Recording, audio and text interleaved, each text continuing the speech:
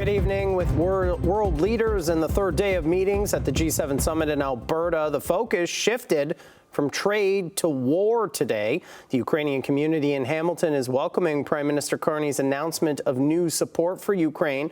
But at the same time, President Donald Trump doesn't seem to be giving up on his idea to make Canada the 51st state, despite trade talks.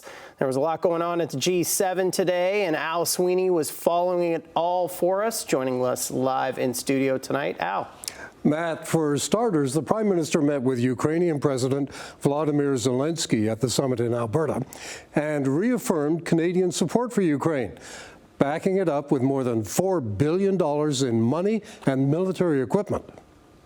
With President Zelenskyy invited to join the G7 leaders, he arrived for the meeting just hours after a massive Russian drone and missile attack on his homeland.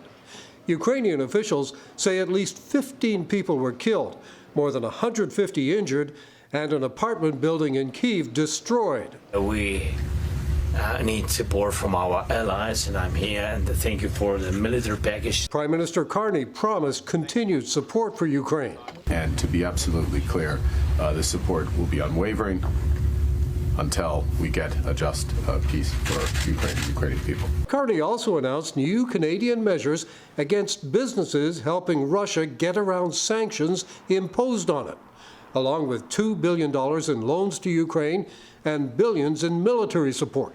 Drones, helicopters, broader munitions, over $2 billion worth of assistance directly to Ukraine. The head of the Ukrainian-Canadian Congress in Hamilton says other countries should be doing the same as Russia continues attacking.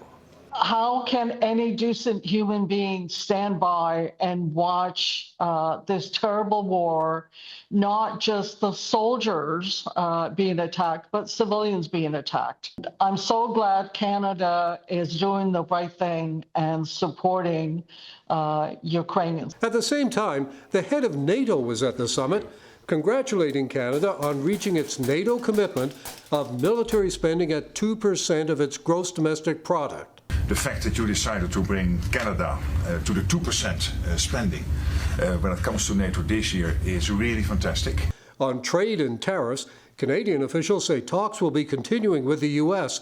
after President Trump said they're aiming at a deal within 30 days. We are confident, I think positive, that we made progress following the meeting between the President and the Prime Minister. But Trump, leaving the G7 a day earlier than expected to deal with the Iran crisis, said tariffs are a good deal for the U.S. We're making a lot of money. You know, we took in $88 billion in tariffs. And reporters on the plane say Trump told them Canada will have to pay more in tariffs if it doesn't become part of the U.S., as well as $71 billion for the so-called Golden Dome missile defense system planned by the U.S., up from $61 billion.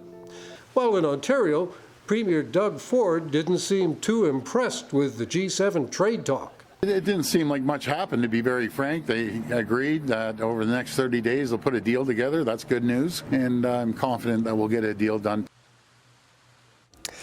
And in another potential flashpoint, Indian Prime Minister Narendra Modi arrived in Alberta today to meet with Prime Minister Carney.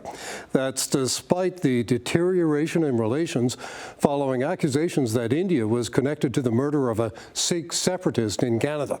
But Carney says India is a huge country with a huge economy, and it makes sense to have Modi there.